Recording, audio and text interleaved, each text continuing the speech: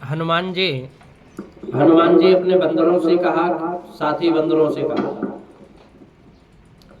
कि तुम सब यहीं विराजो।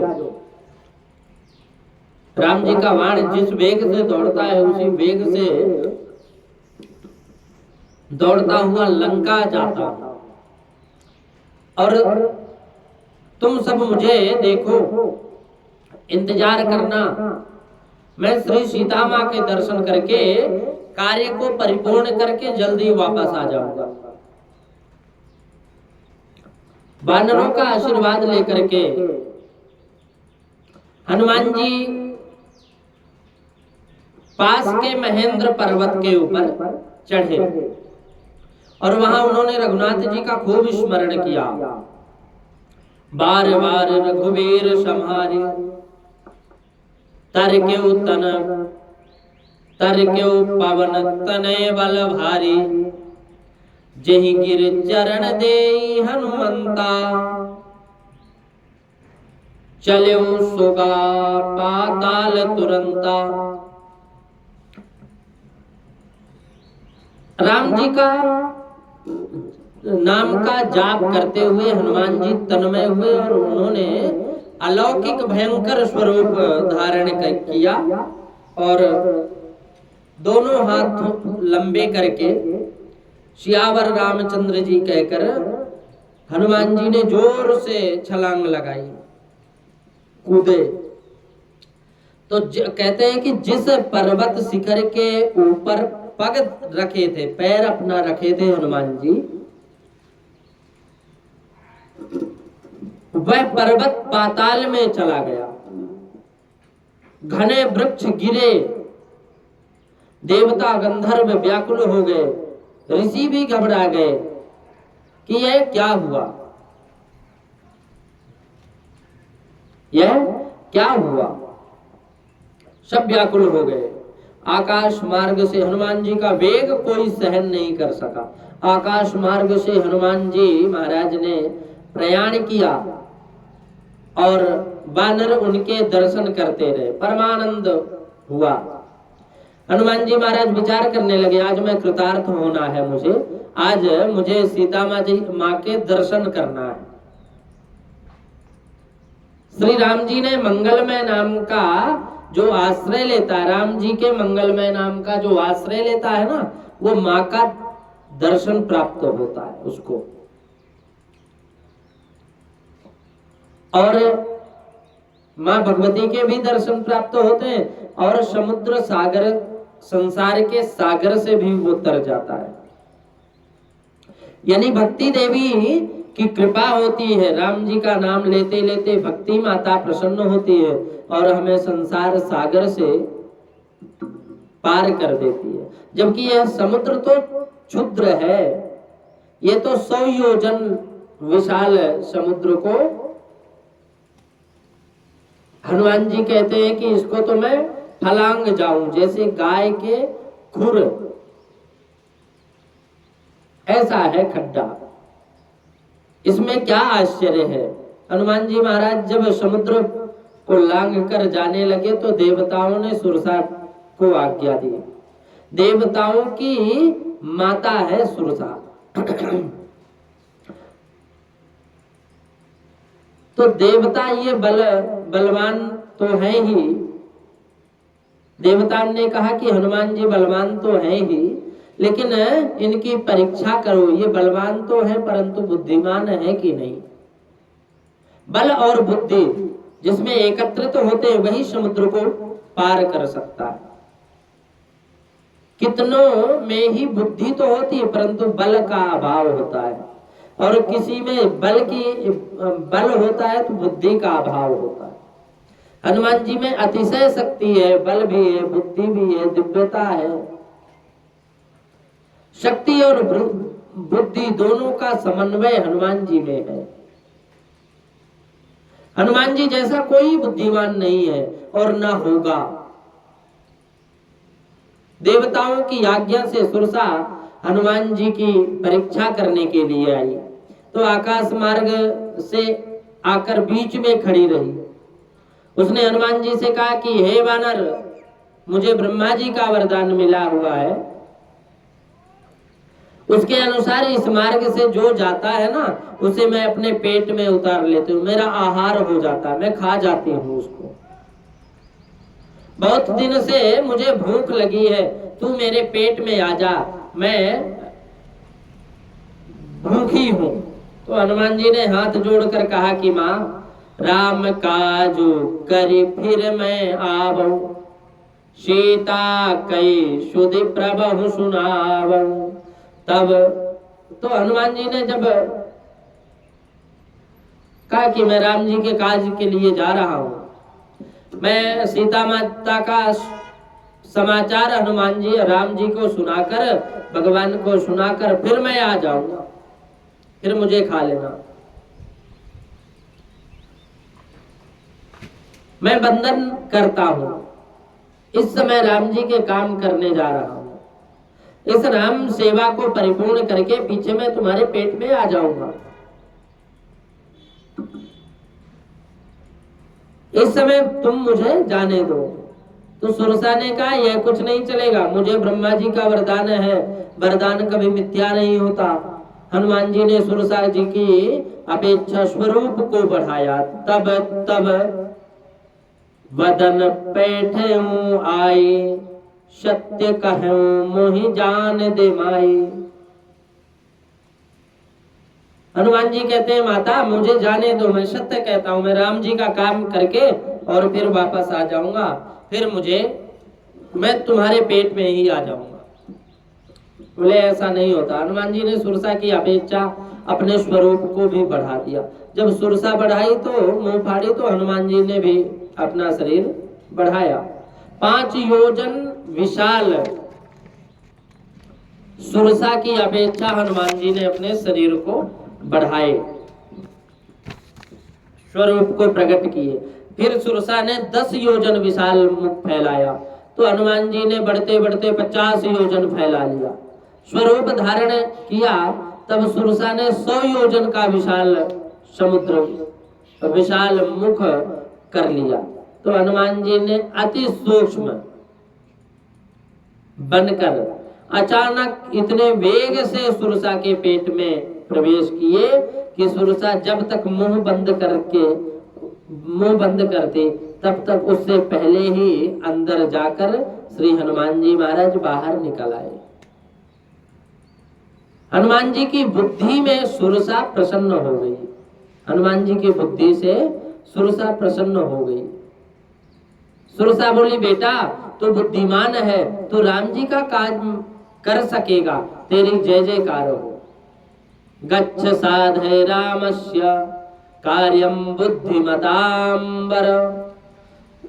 संसार समुद्र को पार करता है, जो संसार समुद्र को पार करता है उसे सुरसा मिलती।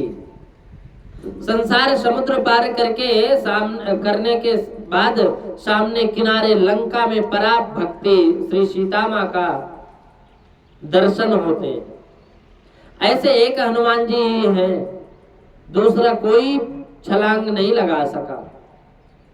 हनुमान जी के पास ब्रह्मचर्य की शक्ति है। आंख से, कान से, जीभ से अथवा कोई इंद्रिय से ब्रह्मचर्य का भंग नहीं होना चाहिए। इसलिए ऋषि मुनियों ने अपने लिए विशेष नियम रखा है। संत महात्माओं ने विशेष नियम क्या रखा कि ग्राम्य गीतम न सुनुयात। श्रृंगार के गीत नहीं सुनना, श्रृंगार के चित्र नहीं देखना, और श्रृंगार का कोई भी दृश्य मुझे नहीं देखना, कोई भी चित्र नहीं देखना, और रसना को लाड़ नहीं लगाना, स्वादिष्ट भोजन नहीं करना। अब देखो जिसे संयम रखना है वह कान से भी ब्रह्मचर्य का पालन करे। यह काम ऐसा भयंकर है कि अनेक बार यह कान से होकर अंदर घुस जाता है।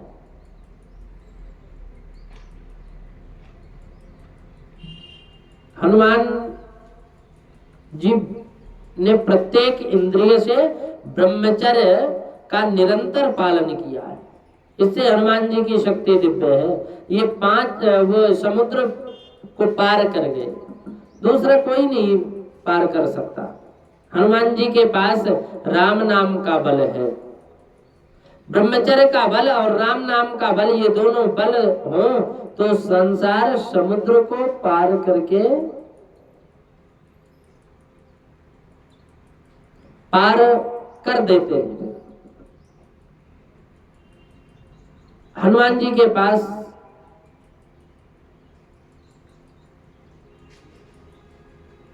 ये राम नाम का ही बल है।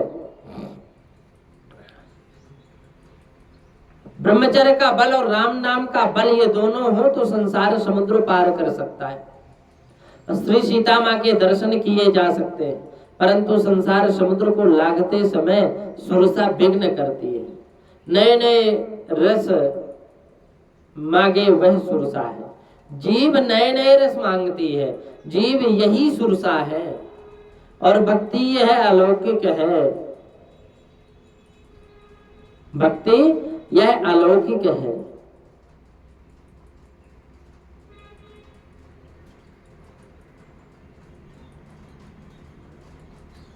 भक्ति हर किसी को प्राप्त नहीं होती।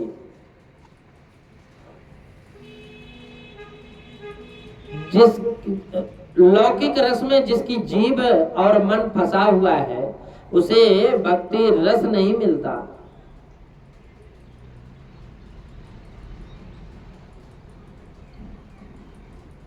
प्रेम रस ही मधुर होता है। और साहित्य शास्त्र में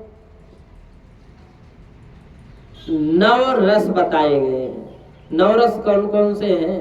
भक्ति मार्ग में एक रस और बताया गया है, और प्रेम रस सबसे श्रेष्ठ रस है। इस प्रेम रस का स्वाद जिसने चखा है, जिसने प्राप्त किया है, उसे जगत के अन्य स्वाद सब फीके लगते हैं। जगत के सब रस कड़वाहट से भरे हुए हैं।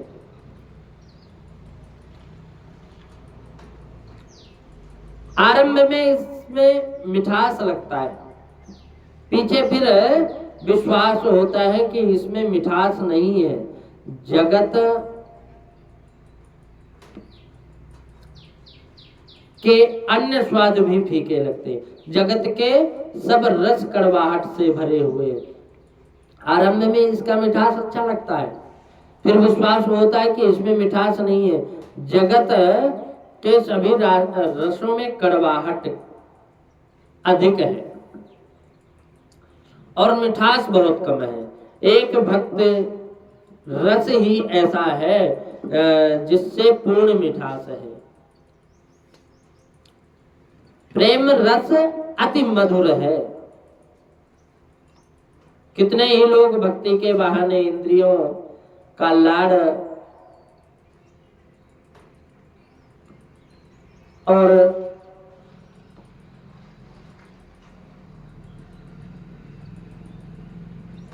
इस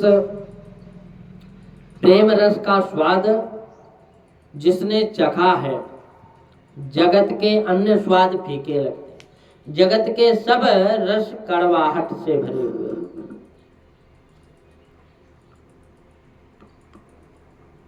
जगत के सभी रसों में कड़वाहट है।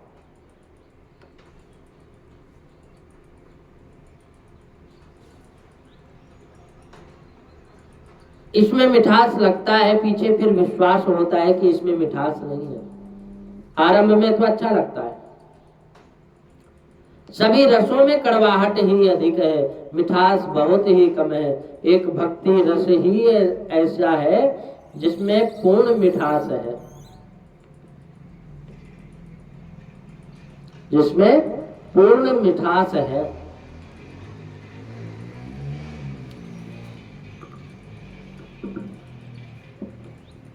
कितने ही लोग भक्ति के बहाने इंद्रियों का लाड़ करते हैं। भक्ति मार्ग में विलासी लोगों का संग होने से भक्ति छिन्न भिन्न हो जाती है। तुम जितेंद्रिय बनोगे तो भक्ति कर सकोगे। भक्ति के नाम पर जीवा पर लाड़ ना लगाओ। जीवा जो मांगती है उनको देने से शांति नहीं मिलती, जीव को समझाने से शांति मिलती है।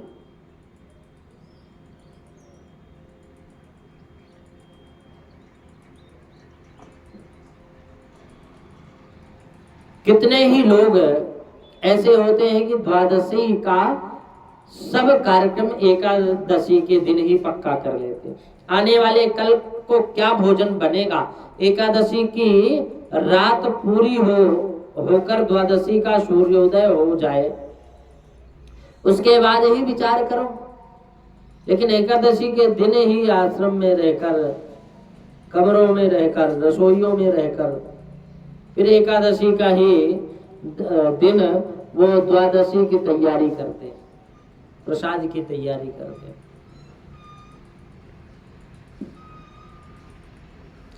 एकादशी बहुत महत्व है एकादशी के व्रत का।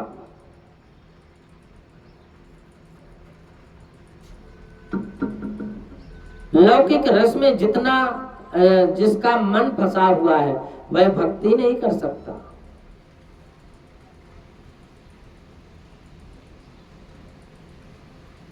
कितने ही लोग ऐसे होते हैं कि वो द्वादशी का सब कार्यक्रम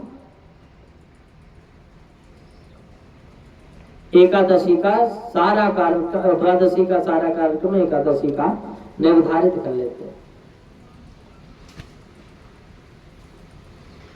लौकिक रस में जिसका मन फंसा हुआ है वह भक्ति नहीं कर सकता। एकादशी की रात्रि पूरी होकर द्वादशी का सूर्योदय हो जाए उसके बाद ही उसका विचार करो।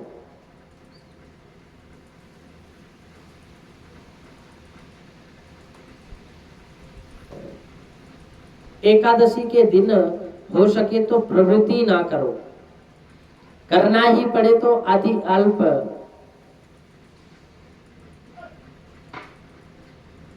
एकादशी के दिन हो सके तो भगवान नाम संकीर्तन करते रहो। एकादशी आए तो ऐसा लगने लगता है कि आज दिवाली आई है। एकादशी दिवाली नहीं है। शास्त्रों में ऐसा लिखा है कि एकादशी के दिन पहले भूख लगे तो 2 बार केवल दूध पियो।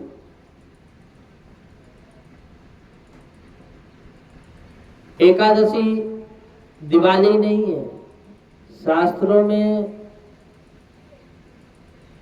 ऐसा लिखा है।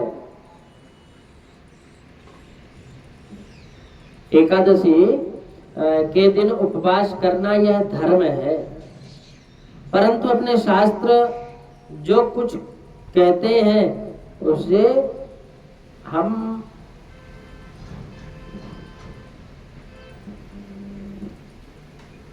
एकादशी के दिन अन्न नहीं खाना चाहिए। एकादशी एक महान व्रत है।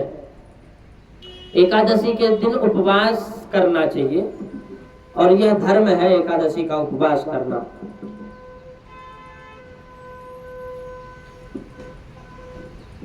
एकादश शास्त्र में ऐसा लिखा है कि एकादशी के दिन भूख लगे तो 1-2 बार केवल दूध पियो, अतिशय भूख लगे तो फल खा लो, अन्य कुछ मत खाओ। एकादशी के दिन अन्न नहीं खाना चाहिए। एकादशी के दिन उपवास करना यह धर्म है।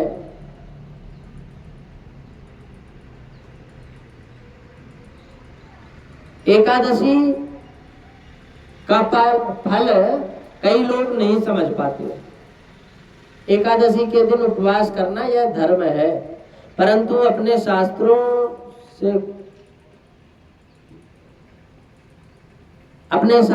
से कुछ जब हम देखते हैं, एकादशी के दिन अन्न का ग्रहण नहीं करना चाहिए। एकादशी के दिन उपवास करना चाहिए और यही धर्म है, परंतु अपने शास्त्र जो कुछ कहते हैं हम मानते नहीं। डॉक्टर अगर बोल दे टाइफाइड हो गया 21 दिन अनाज बंद रहेगा तो उसकी बात मान जाएंगे, मानकर हम उपवास कर लेते हैं, परंतु शास्त्र की लिखी मानते नहीं। एकादशी का व्रत सभी व्रतों में श्रेष्ठ है, सभी व्रतों में श्रेष्ठ है एकादशी का व्रत।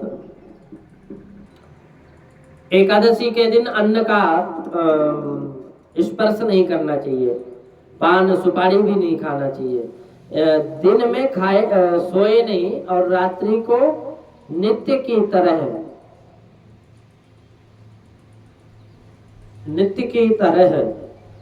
रहो, लेकिन कीर्तन करो। एकादशी का कीर्तन करो। एकादशी के दिन पान सुपारी मत खाओ। बन सके तो एकादशी के दिन जागरण करके कीर्तन करो। एकादशी की संपूर्ण रात्रि पंढरपुर में श्री विठल नाथ जी भी जागरण करते हैं।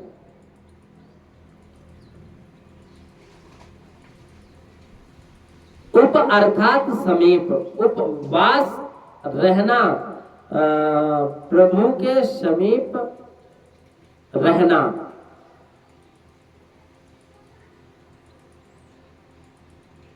एकादशी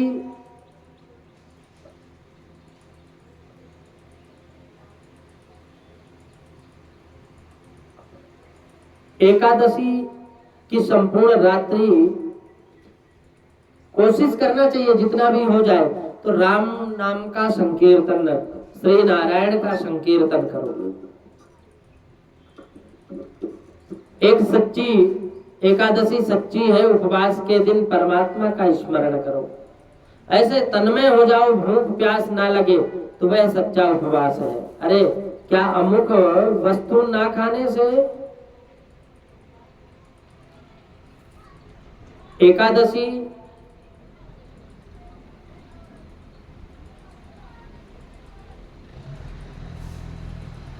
महान व्रत है और सत्य व्रत है।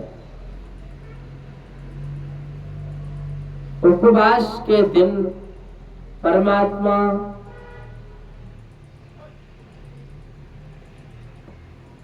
एकादशी से डायरेक्ट भगवान की कृपा प्राप्त होती है।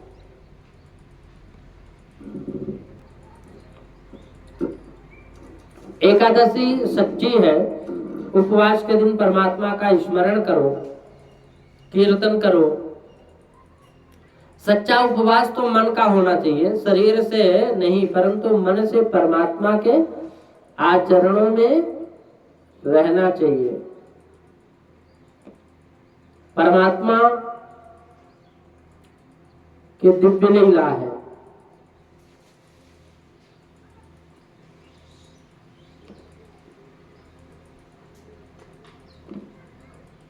परमात्मा की कृपा होती है, वही एकादशी कर पाता है।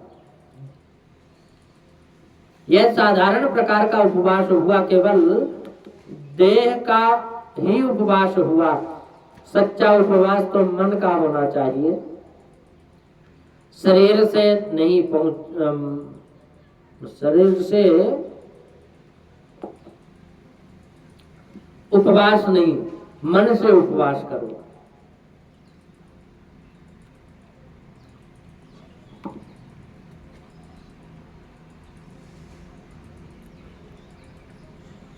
सच्चा उपवास है और यही सच्चा उपवास है जो मन का उपवास, मन से करे।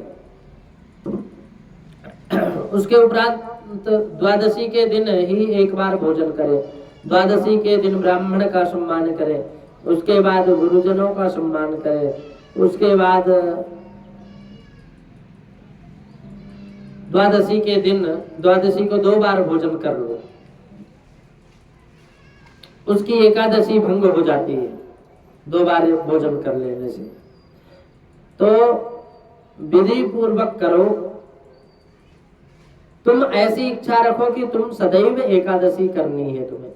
मनुष्य पवित्र इच्छा रखे तो भगवान भी उसकी मदद करते हैं।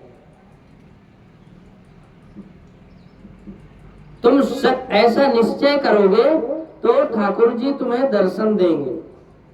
ऐसी तुमको वैसी शक्ति प्रदान करेंगे। सत्यनारायण की कथा में आता है कि एक दरिद्र ब्राह्मण था, उसके पास कुछ भी नहीं था।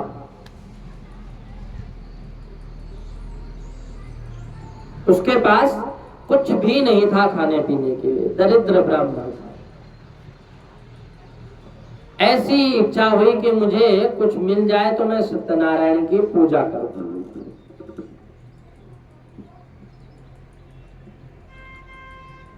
और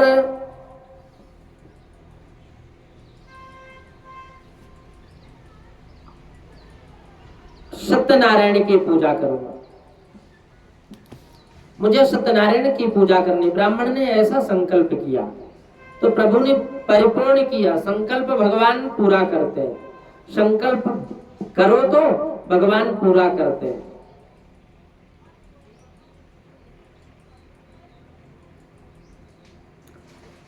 सत्यनारायण की कृपा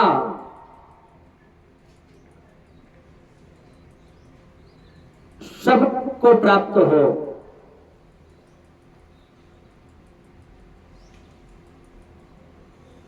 तो वो ब्राह्मण उपवास किया।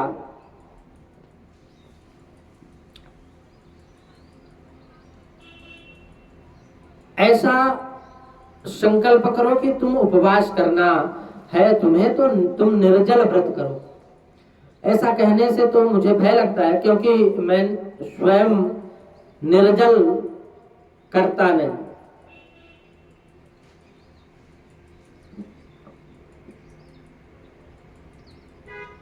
दूध और फल पर रहो तो व्रत करो और तुम्हारे पाप भस्म होंगे।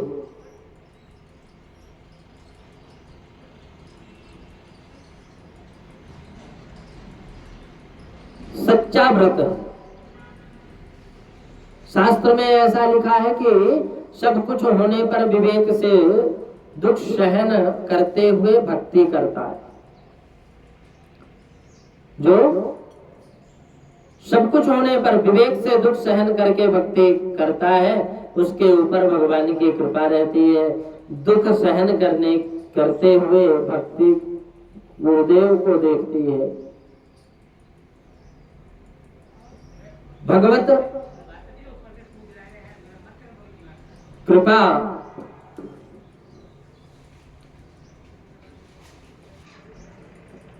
हम कोई भी कर्म संकल्प करते हैं, कोई भी कार्य करते हैं, उसका जब हम संकल्प करते हैं तो भगवान पूरा कर देते हैं। संकल्प को करने के लिए भगवान प्रेरित करते हैं और कार्य को पूरा कराने के लिए भगवान स्वयं कार्य को संपन्न करते हैं। लौकिक रस में जीव जब तक अधीन रहता है तब तक उसे अलौकिक रस नहीं मिलता। जब तक लौकिक रस का अधीन रहता है तो अलौकिक रस नहीं मिलता। कितने ही वृद्ध हो जाते हैं परंतु उनको पापड़ के बिना गुजारा नहीं होता। और वृद्धावस्था में दांत गिर गए, खाना ना खा सकता हो तो वह पापड़ का रस छूटता नहीं। वह कल्हड़ में कूट कर पापड़ का चूरा करके खाना चाहता है, जिसकी आदत है। कितने ही लोग हैं जो चटपटा खाते हैं। ऐसा कब तक चलेगा? जिह्वा का लाड़ कहां तक रखोगे?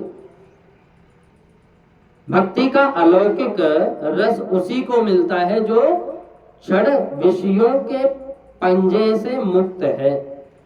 इन क्षण रसों के जो अधीन होता है उसे रस भक्ति मिलता ही नहीं। फिर आनंद ईश्वर के साथ तन्मय होने में आनंद अंदर है और तन्मय होने से आनंद ईश्वर की एकाग्र बढ़ती है। और भक्ति मिलती है। आनंद भक्ति रस में है।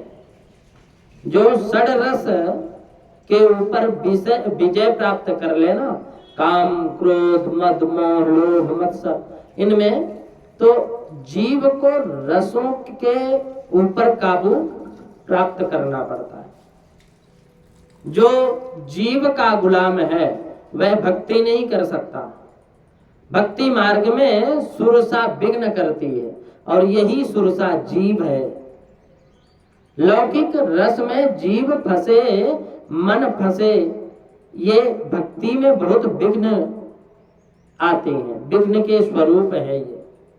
अनेक बार यहाँ तक होता है कि रसना का लाड़ करने के लिए कितने ही ठाकुर जी का बहाना करते हैं। भगवान के लिए कुछ बनाओ, भगवान के लिए कराने की इच्छा हो, तो ठाकुर जी आरोगने वाले तो है नहीं, लेकिन फिर भी कहते हैं कि भगवान के लिए, भगवान भाव के भूखे हैं, परमात्मा के लिए करता हूं, ऐसी भावना हो तो ये भक्ति कहीं जाती है।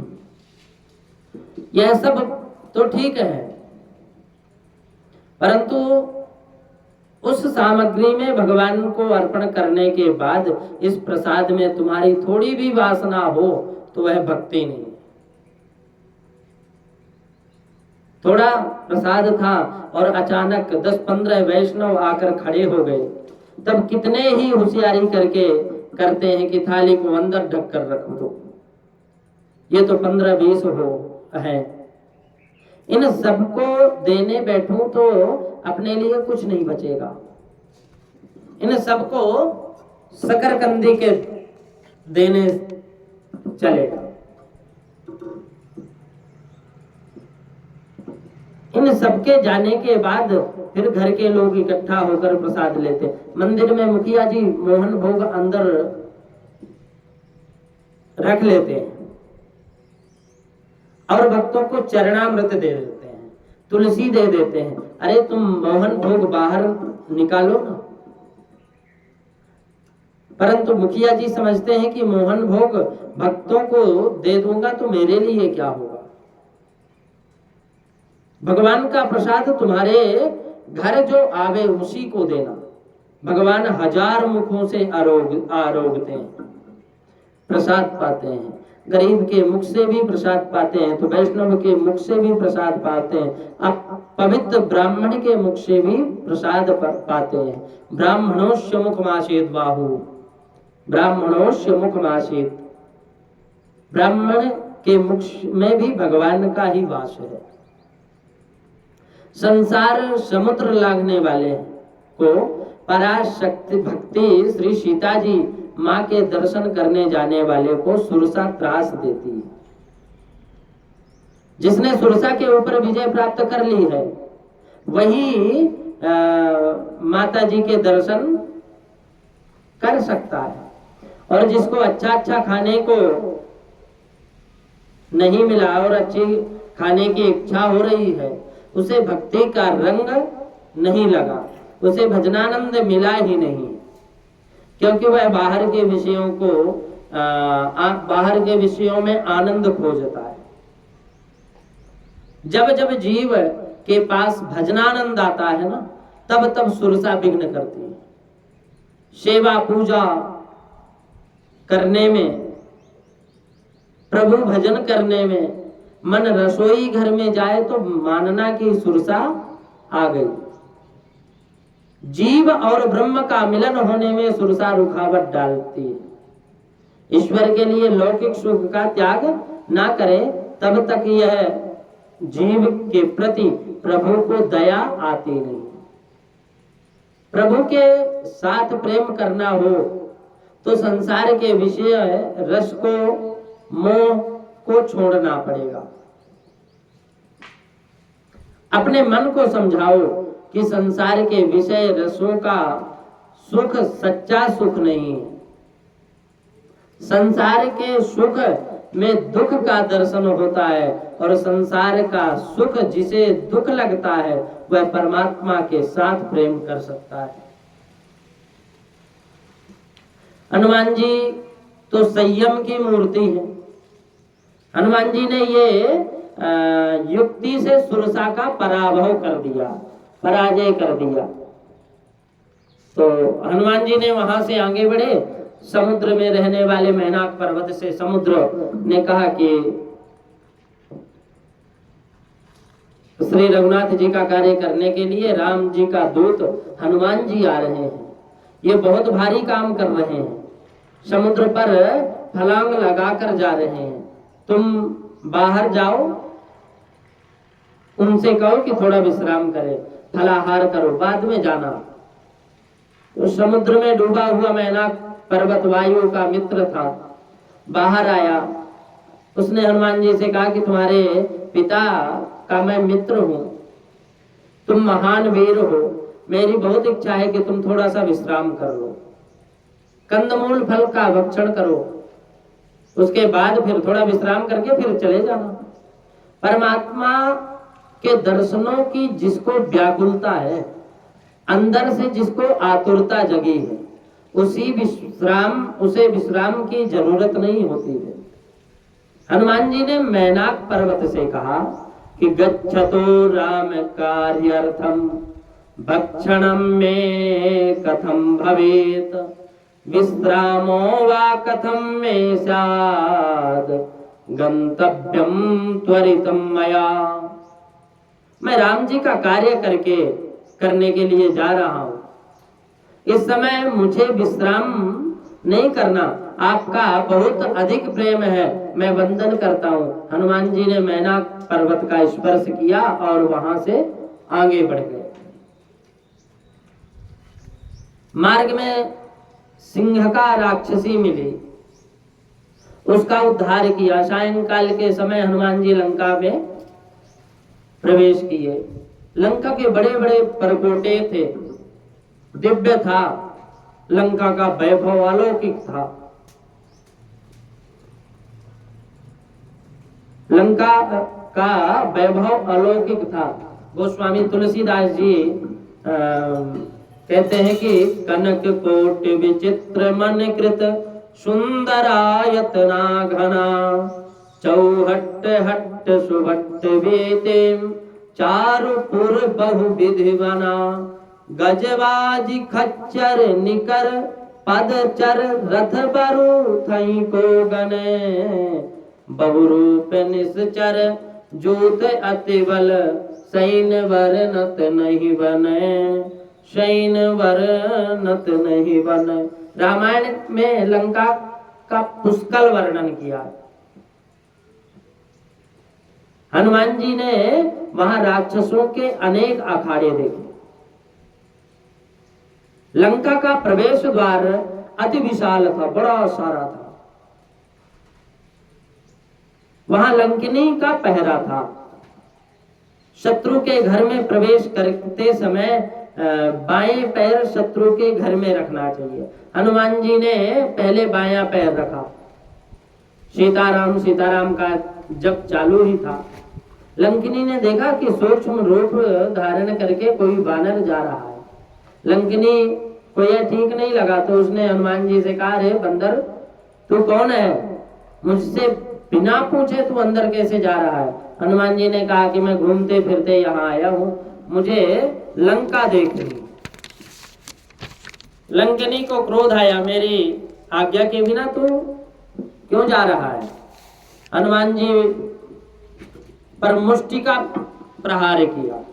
तो स्त्री पर जबरदस्ती प्रहार करने में तो हनुमान जी को संकोच हुआ, परंतु अन्य कोई उपाय नहीं था। बाएं हाथ में हनुमान जी जोर से मुष्टि प्रहार किया तो लंकिनी के रुधिर वामन करने लगी, खून निकलना प्रारंभ हुआ। उसे विश्वास हो गया कि यह वानर कोई साधारण वानर नहीं है। लंकिनी ने कहा कि जब रावण ही ब्रह्म वर दीना चलत विरंच कहा मोहि चीन्हा तो बिकल हो सीतय कपि के मारे तब जान सो निश्चर संहारे तात मोर यति पुण्य बहुता देख नयन राम के दूता। मैंने राम के दूत को देख लिया, मुझे पूर्ण विश्वास हो गया।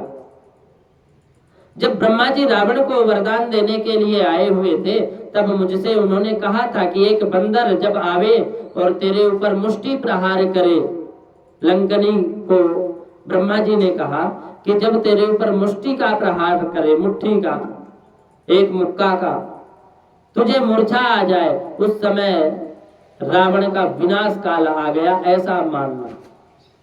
तो आज रामदूत ने मुझे दर्शन हो गए, रामदूत के।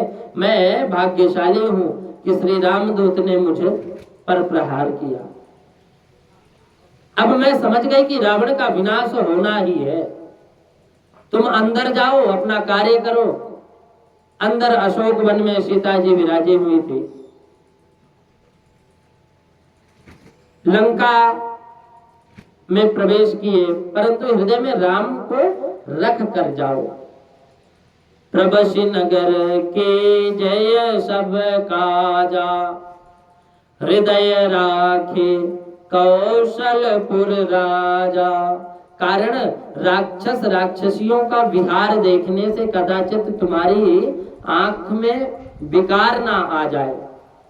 एकांत में बैठकर ब्रह्म का चिंतन करना सरल है, परंतु जनमानस के मध्य में विलासी लोगों के बीच निर्विकार रहना अत्यंत मुश्किल है।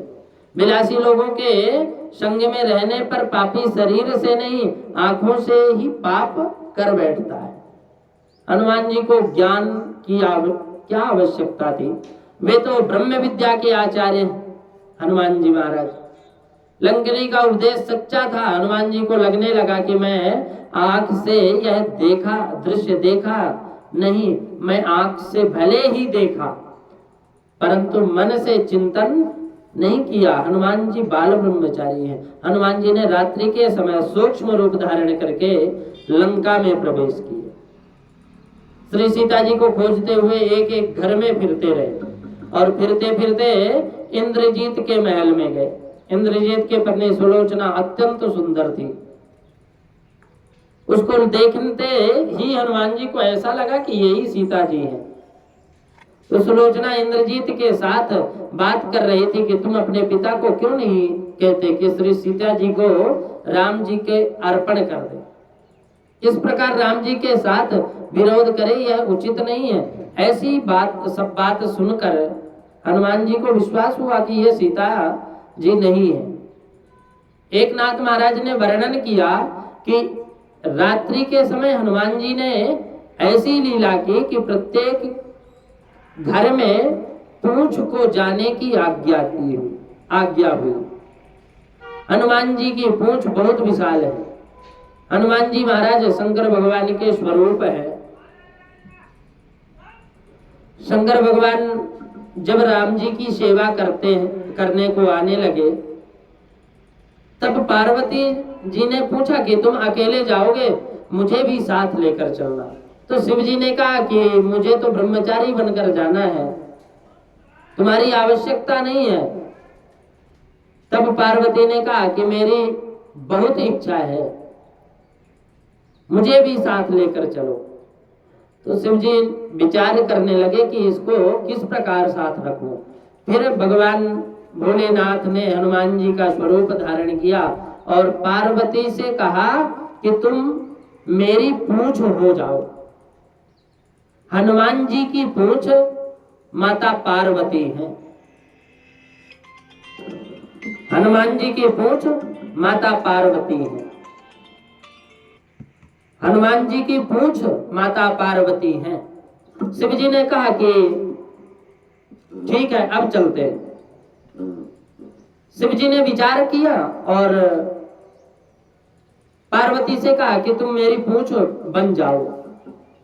इससे वह योग माया पूंछ बनी। अब एक नाथ जी ने वर्णन किया कि वह पूंछ रावण के अंतःपुर में गई और इतने जोर से पछाड़ लगाई कि जितने दीपक थे वो सारे बुझ गए। दीप राजो व्यलोयात, अंधेरा हो गया। पूंछ रावण की चारपाई पर गई और रावण के नाक में घुसने लगी। तो रावण जाग उठा, परंतु अंधेरे के कारण इसे कुछ भी दिखाई नहीं पड़ा। यह क्या है? विचार करता, ये क्या है, क्या है? ऐसा करता हुआ रावण बहुत घबराया। अंधकार में रावण की बहुत फजीहत हुई। यह कौन आया हुआ? इस बात की खबर नहीं पड़ी। तो दीपक का प्रकाश था ही नहीं। दीपक जलने को जाए तो पूंछ फिर से जोर से हवा चले पूंछ की, तो फिर दीपक शांत हो जाए, बुझ जाए। सारी रात बहुत अनर्थ हुआ, तो रावण बहुत घबरा गया। पूंछ लंका के एक एक घर में जाने लगी। राम जी के कार्य में माता पार्वती का भी सहयोग रहा। जब घर के रखे घड़ों को धक्का मारकर उन घरों का भरा हुआ समस्त जल गिर गया, बहने लग गया, लुढ़क गया। किसी के घर में पानी बूंद भी नहीं रहने दिए। तो हनुमान जी ने विचार किया कि आने वाले कल मुझे लंका जलानी है, इसलिए घर में पानी नहीं रहेगा तो ठीक है। पूंछ पानी के प्रत्येक बर्तन को धक्का मारकर फैला देती थी। सभी घबराए कि ये क्या हो रहा है, अंधेरे में कुछ दिख नहीं रहा है क्या। हनुमान जी ने सीता जी को प्रत्येक घर में खोज डाला, परंतु सीता जी के दर्शन नहीं हुए हनुमान जी को। अब तो हनुमान जी बहुत व्याकुल रहे। सारी रात मैंने लंका में घूमा, अब कोई ऐसी जगह बाकी नहीं है जहां परंतु किसी भी ठिकाने पर सीता के दर्शन नहीं हुए। इतने बड़े समुद्र लांघ कर आया, परंतु यह क्या व्यर्थ ही चला जाएगा। तो श्री सीता जी का दर्शन ना हुआ तो मेरा जीवन बिगड़ जाएगा, मैं क्या करूं। विचार करने लगे, मैं वापस जाकर क्या जवाब दूंगा राम जी से। क्या मैं राम जी से ऐसा कहूंगा कि सीता जी मुझे दिखाई नहीं पड़ी? फिर तो राम जी बहुत दुखी हो जाएंगे। और यही विश्वास से राम जी मेरे पे इतना विश्वास किए कि मुझे ही इतने बानरों में सबसे ज्यादा मुझ पर विश्वास करके और अपनी ये मुद्रिका पहचान के लिए मुझे दी। मैं करूं क्या? मैं वहां जाऊंगा तो अनर्थ हो जाएगा। अब यही कंदमूल फल खाकर जीवन पूरा करूंगा। हनुमान जी को चिंता होने लगी। जो बड़ा होता है ना, जिसके ऊपर जिम्मेदारी होती है, उसको हमेशा हर बात को ध्यान से समझता है और हर बात को ध्यान से देखता है कि ये इसका अपन ऐसा करेंगे तो ऐसा फल इसका मिलेगा। इससे क्या होगा, हमसे जो ऊपर है, मेरे से जो बड़े हैं, वो उनको क्या मेरा कार्य अच्छा लगेगा। तो विचार करना पड़ता है। तो बड़ा होता है ना, वो बड़ी विचार करता है, हमेशा बड़े विचार रखता है। हनुमान जी को चिंता हुई, फिर विचार करने लगे कि मुझे इस प्रकार हिम्मत हारना ठीक नहीं है, उत्साह से काम करना है, बड़े हिम्मत से काम करना है। विचार किए और यह सब तो मैंने खोज डाला, परंतु अभी अशोक वन में नहीं गया। सभी देवता ऋषियों का मैं वंदन करता हूँ, मैं शरण में आया हूँ। हनुमान जी ऋषियों से वंदन करते हैं, कहते हैं कि मैं शरण में आया हूँ। हनुमान जी के समान कोई बलवान नहीं है, परंतु हनुमान जी को अभिमान का स्पर्श भी नहीं है। हनुमान जी ने सभी को प्रणाम किए। नमोस्तु रामाय सलक्ष्मणाय देव्यैश्च तस्मै जनकात्मजायै। मैं सूर्य भगवान को, चंद्रमा को वंदन करता हूँ। नमोस्तु रुद्रेन्द्रिय मालिनेभ्यो नमोस्तु चंद्राग्निमरुण गणेभ्यः।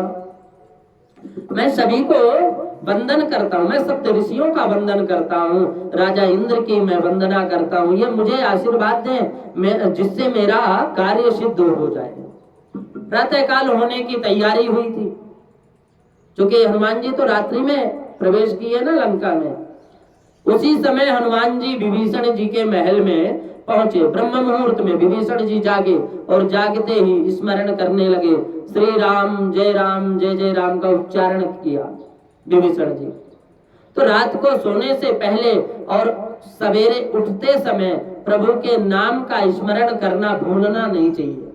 हर प्रत्येक वैष्णव को भगवान नाम स्मरण करना चाहिए, रात्रि में सोते समय और प्रातःकाल उठते समय प्रभु का नाम का स्मरण करना, शुभ विचार करना आवश्यक है। हनुमान जी को लगा कि इन राक्षसों की दुनिया में मैं वैष्णव कौन हो सकता है, मैं क्या सुन रहा हूं, कोई छल तो नहीं हो रहा। परिचय करने के लिए हनुमान जी ने ब्राह्मण का रूप धारण किए। देखो, रावण जब सीता माता को हरण किया तो उस समय ब्राह्मण साधु का वेश धारण किया, और हनुमान जी जब जाते हैं लंका में और राम राम की ध्वनि विभीषण के महलों से जब श्रवण किए तो अपने इस शरीर को वो ब्राह्मण के रूप में परिवर्तित कर दिए। हनुमान जी ने ब्राह्मण का रूप धारण किया और विभीषण के महलों में प्रवेश किए। विभीषण ने पूछा कि तुम हरि दासन मह कोई, और मोरे हृदय प्रीत अति होई, कि तुम राम दीन अनुरागी, आयं मोहि करन बड़ भागी। क्या मुझे आप हो कौन? कहीं आप राम तो नहीं हो? आप प्रातःकाल आपका दर्शन हुआ, मेरा कल्याण होने वाला है। हनुमान जी ने समस्त कथा कही। विभीषण जी से पूछा कि श्री सीता जी कहाँ है, माता जी कहाँ है? तो विभीषण जी ने सीता जी कहाँ है और किस प्रकार मिलेंगे यह समझाया हनुमान जी को।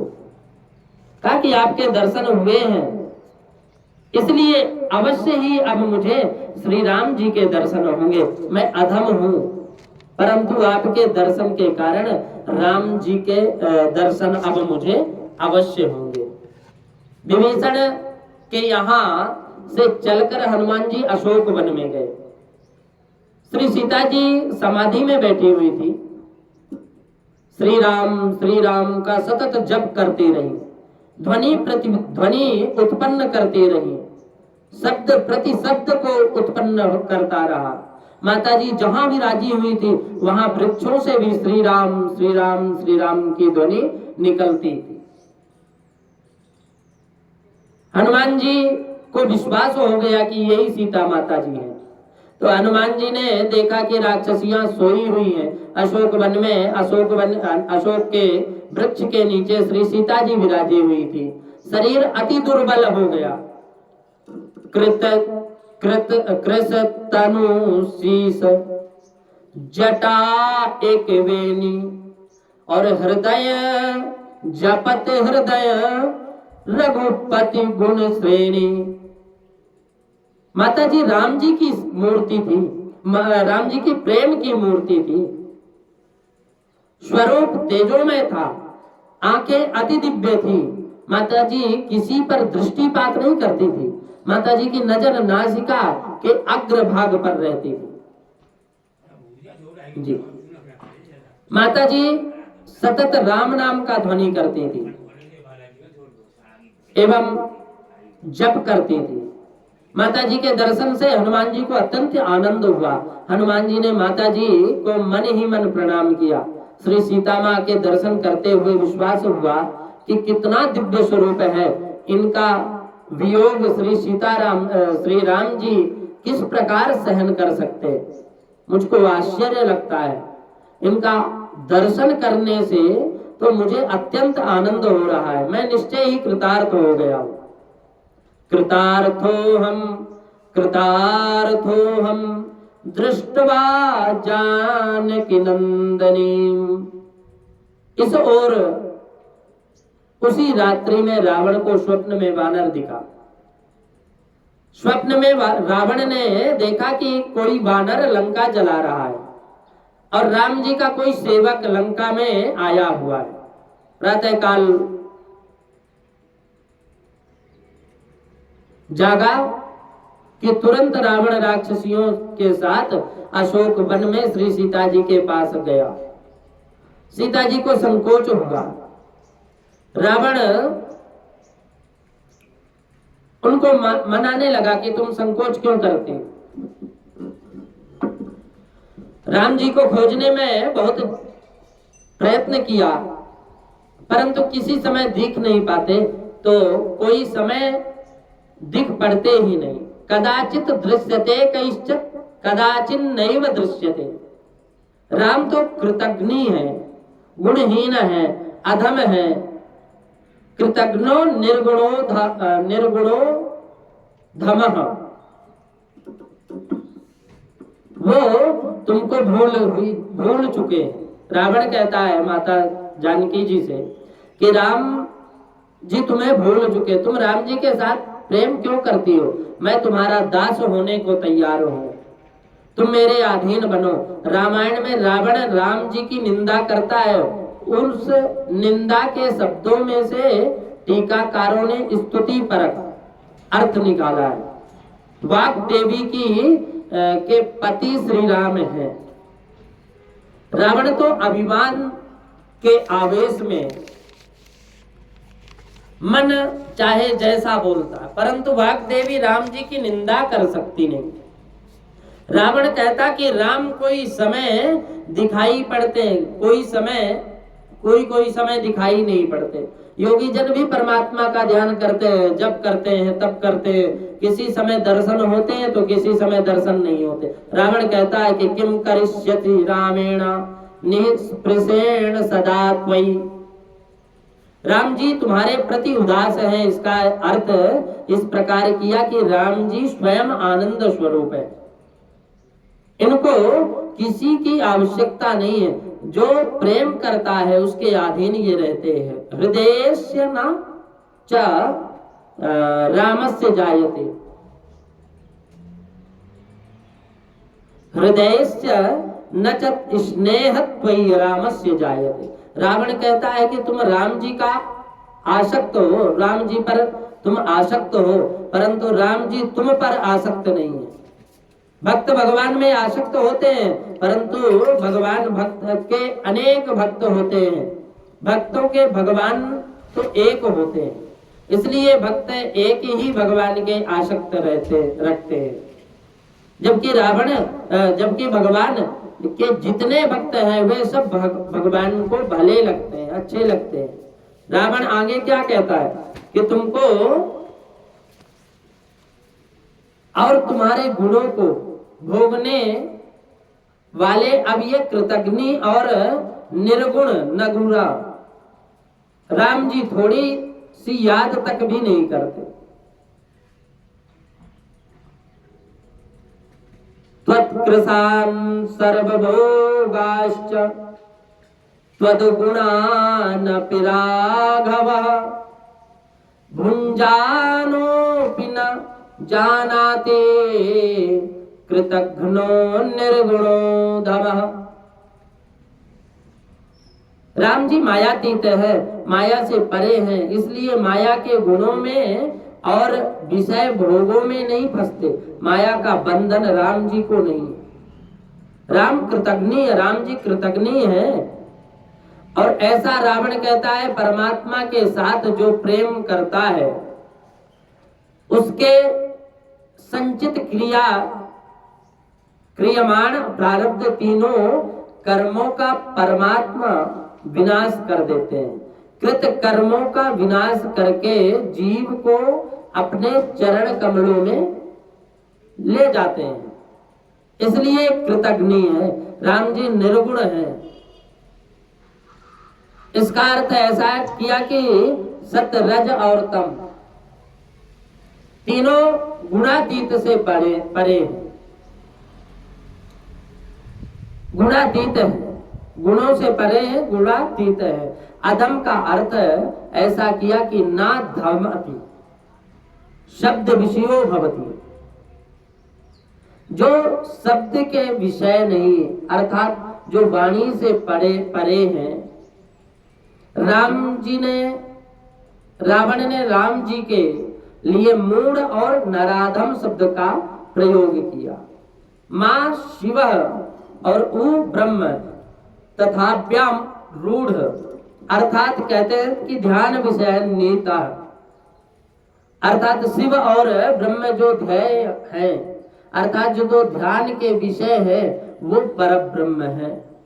नराधम का पदच्छेद किया और नरा अधमा अस्यात् सा नराधम, मनुष्य जिसके अधम है वे अर्थात पुरुषोत्तम है। रावण जैसा बोलता परंतु उसकी निंदा में स्तुति का अर्थ निकलता। रावण सीता जी के अनेक प्रकार से मनाने को खूब प्रयास किया, मनाने का। बोला मैं तुम्हारे अधीन हूं, तुम्हारा दास बनने को मैं तैयार हूं, ये सभी स्त्रियां तुम्हारी सेवा करेंगी, तुम मुझे अंगीकार करो। श्री सीता जी नजर भी नहीं डालती थी। सीता जी ने रावण से कहा कि मूर्ख, तू तो कायर है, तू कैसा वीर है। श्री राम लक्ष्मण आश्रम में नहीं थे उस समय तू कपट करके मुझे लेकर आया है। श्री राम जी अब तुझे दंडित करेंगे। हनुमान जी सब श्रवण कर, सब सुन रहे थे। बोले कि अपने किए हुए कर्मों का फल तुझे यही भोगना है। क्षिप्रम तब सनाथो में राम सौमित्र मणाश,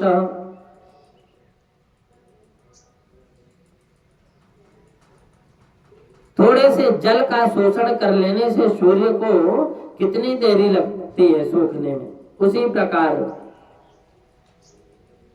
राम जी अपने तीक्ष्ण बाणों से प्राणों को तेरे खींच लेंगे। राम बाण में कैसी शक्ति है ये तू जानता नहीं। मैं बाएं चरण में भी तुझे स्पर्श करने को तैयार नहीं। तू मूर्ख है, यहां से चला जा। गच्छ गेहे, घर सिधार जा, अपने घर चला जा। सीता जी ने रावण को अत्यंत तिरस्कार किया। रावण क्रोध से भर गया, अत्यंत क्रोध में सीता जी को मारने को दौड़ा, परंतु मंदोदरी ने निवारण किया। रावण ने राक्षसियों से कहा कि 2 महीने की अवधि देता हूं, तब जब तक ये ना माने तो मैं इसे, अगर नहीं मानी 2 महीना तो मैं खा जाऊंगा। अत्यंत क्रोधित होकर के रावण दौड़ता हुआ वहां से चला गया। श्री सीता जी व्याकुल हो गई। अब 2 महीने की अवधि है, अभी तक कोई वहां से आया नहीं, अब मैं कहां जाऊं, क्या करूं। हनुमान जी यह सब देख रहे थे, सुन रहे थे। सीता जी विलाप करने लगी। तभी वृक्ष के ऊपर विराजे हनुमान जी ने राम कथा का आरंभ किया। सूर्यवंश में महाराज दशरथ प्रकट हुए। महावीर चक्रवर्ती सार्वभौम दशरथ महाराज के घर राम लक्ष्मण भरत शत्रुघ्न ये 4 बालक प्रकट हुए। भगवान श्री राम जी ने विश्वामित्र के यज्ञ का रक्षण किया। वहां से जनकपुरी पधारे, वहां शिव धनुष का भंग किया। श्री सीता जी ने विजय माल अर्पण किया और सीता जी अयोध्या में विराजे हुए। सीताराम जी अयोध्या में विराजते थे। मंथरा के कुसंग से कैकेयी की बुद्धि बिगड़ी और इस कारण श्री राम लक्ष्मण जानकी वन में पधारे। गोदावरी के किनारे पंचवटी में विराजते थे। उस समय रावण श्री सीता जी को ले गया। श्री सीता जी की खोज में निकले हुए श्री राम लक्ष्मण ऋषि मुख पर्वत पर आए। वहां सुग्रीव के साथ मित्रता हुई और एक बाण से बाली को मारा। सुग्रीव को किष्किंधा का राज्य दिए भगवान ने, और सुग्रीव ने श्री सीता जी की खोज के लिए चारों दिशाओं में वानरों को भेजा है। सुग्रीव का सेवक, राम जी का दूत हनुमान नाम का एक वानर श्री सीता जी की खोज करता हुआ यहाँ आया है, और आज मैं कृतार्थ हुआ हूँ। मुझे श्री सीता माँ के दर्शन हुए, मेरे जैसे भाग्यशाली कौन होगा। हनुमान जी यह कथा श्री सीता माता को सुनाई। हनुमान जी और सीता माता का मिलन हुआ। हनुमान जी राम सीता माता के दर्शन किए मिलने के बाद। भगवान मिलते हैं भक्त को जब वह निस्वार्थ भाव से भगवान को भजे। राम जी अपनी माँ सीता को पूरी रात विचार करते रहे, बल्कि जब से वहां निकले तब से खोजने के लिए, जब से निकले समुद्र पार किया, तब से लक्ष्मण सीता माता की खोज में, तब से ही सीता माता के और श्री सीताराम का ध्यान करते रहे। आज वही फलस्वरूप माता सीता के दर्शन हुए।